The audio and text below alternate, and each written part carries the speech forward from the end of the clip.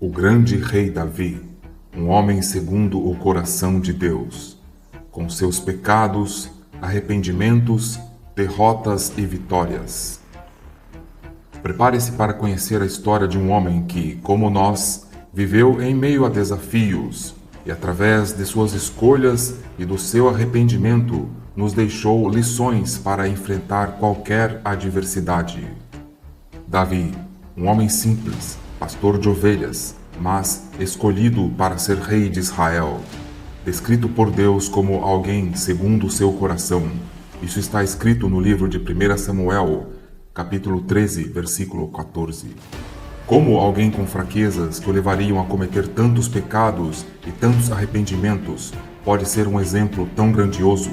Hoje vamos descobrir como a vida de Davi revela o amor acima de tudo e a paciência de Deus para conosco ontem e nos dias de hoje.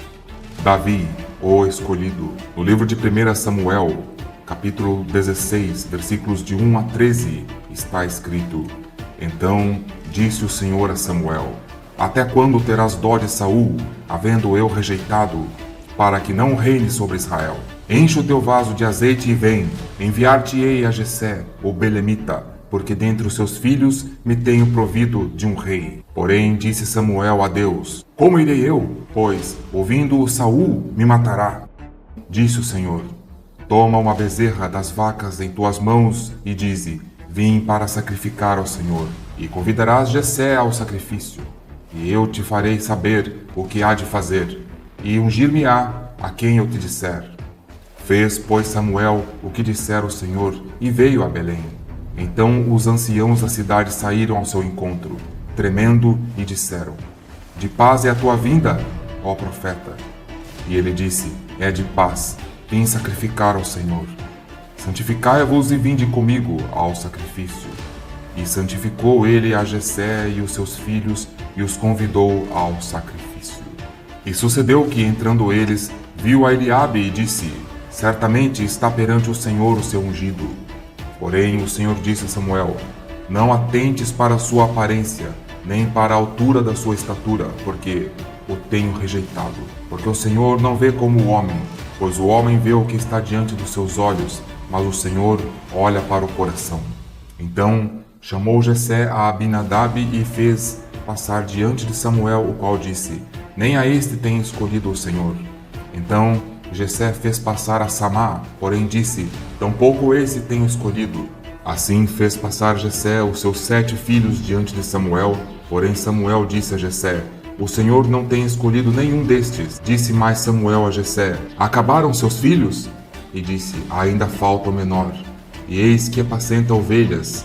Disse, pois, Samuel a Jessé: Envia e manda-o chamar, porquanto não assentaremos em roda da mesa até que ele venha aqui. Então mandou Jessé chamar o seu último filho, e ele era ruivo, formoso de semblante e de boa presença. E disse o Senhor: Levanta-te e unge-o, porque este é o escolhido. Então Samuel tomou o vaso de azeite e ungiu-o no meio de todos os seus irmãos. E desde aquele dia em diante, o Espírito do Senhor se apoderou de Davi. Então Samuel se levantou e foi embora.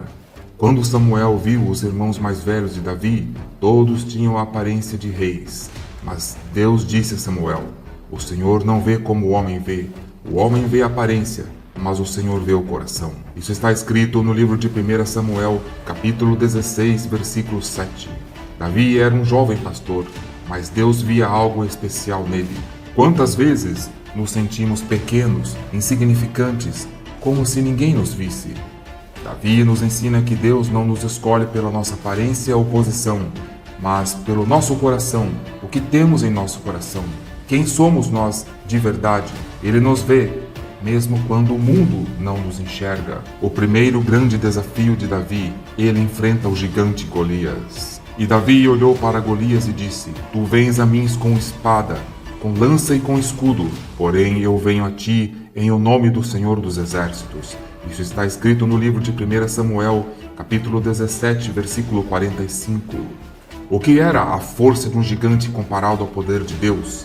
Naquele momento, Davi provou que a verdadeira força vem da fé e não das armas. Cada um de nós tem um Golias para enfrentar. Pode ser o medo, a insegurança, o desemprego, a timidez, sensação de falta de sorte na vida, uma doença ou uma situação que parece impossível de ser resolvida.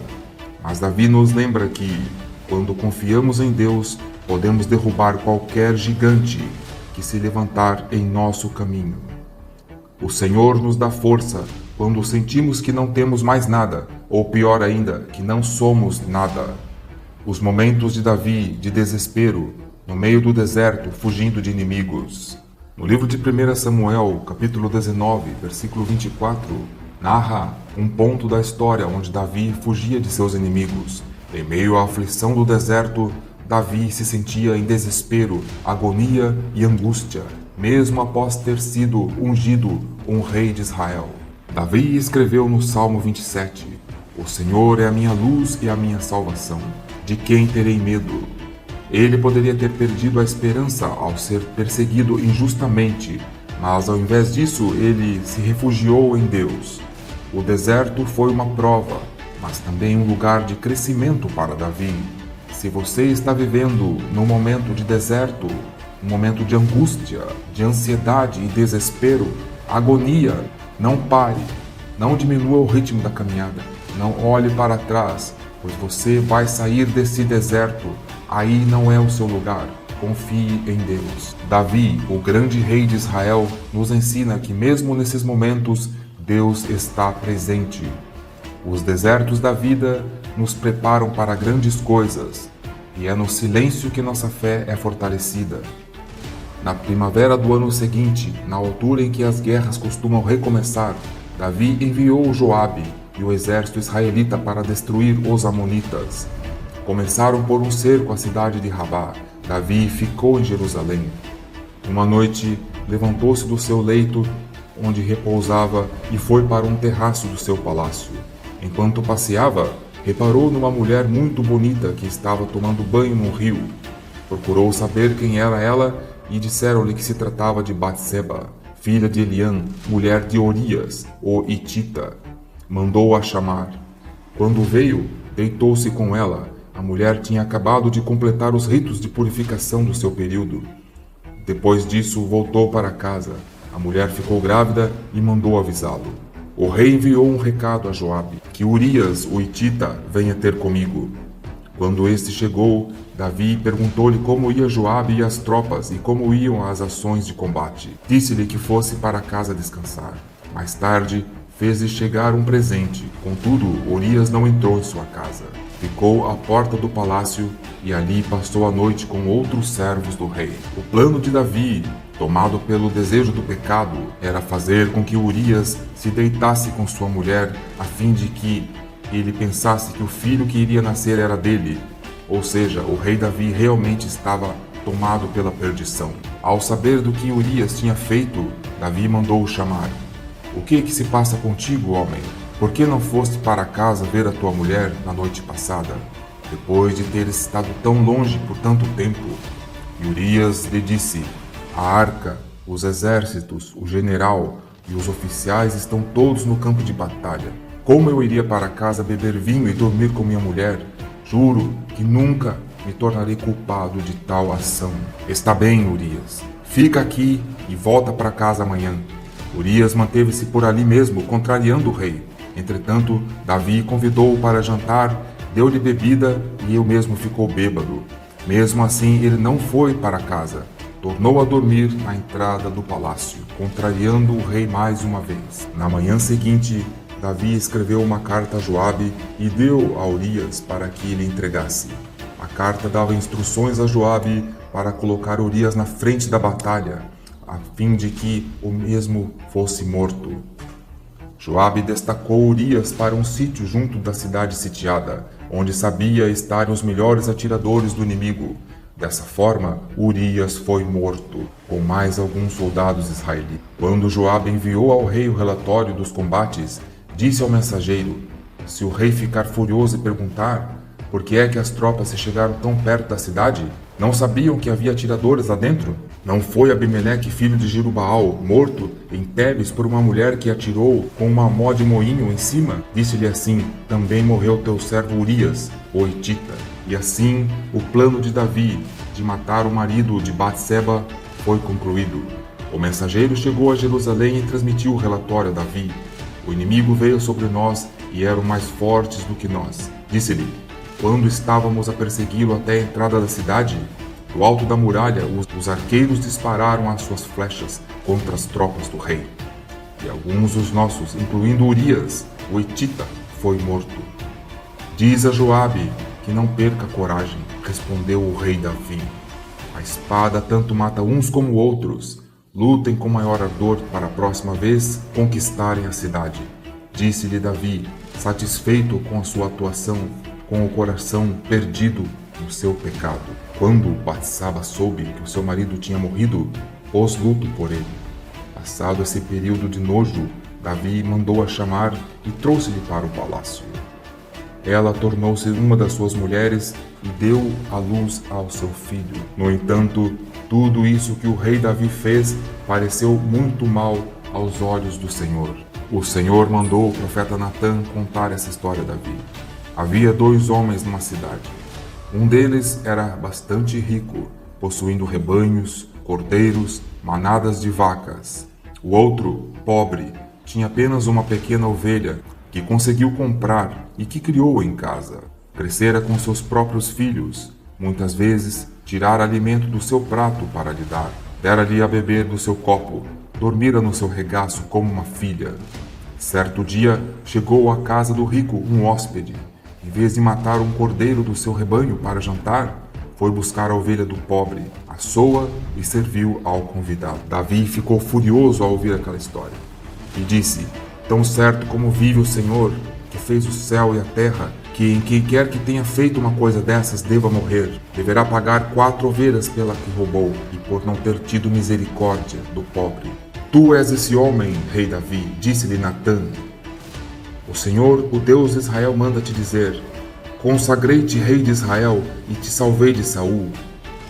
Dei-te a família e as mulheres do teu Senhor, os reinos de Israel e de Judá. Se isso não bastasse, dar-te-ia muito mais, porque é que então desprezastes a palavra do Senhor e praticaste uma ação tão má. Enviaste Urias para ser morto na batalha por intermédio da espada dos amonitas e roubou-lhe a sua mulher. Por isso, de agora em diante, o assassino será uma constante ameaça no seio da tua família daqui em diante, pois insultaste-me, tomando para você a mulher de Urias. Daquele momento em diante, o grande rei Davi foi amaldiçoado por Deus com a ira da espada sobre a sua casa. E disse-lhe mais, garanto-te que em razão daquilo que você fez, a tua própria casa se revoltará contra você. Darei as tuas mulheres a outro homem, que dormirá com elas à luz do dia. Enquanto tu o fizeste secretamente, eu tomarei providências, para que tal se passe abertamente, para que sirva de sinal a todo Israel. Então o rei Davi caiu de joelhos e disse, pequei contra o Senhor. Confessou Davi a Natã. Este lhe respondeu, sim, mas o Senhor te perdoou. Não morrerás por causa deste pecado. No entanto, deste uma grande oportunidade aos inimigos do Senhor para que o desprezem e blasfemem dele. Por isso, a criança que nasceu morrerá. Natã foi embora.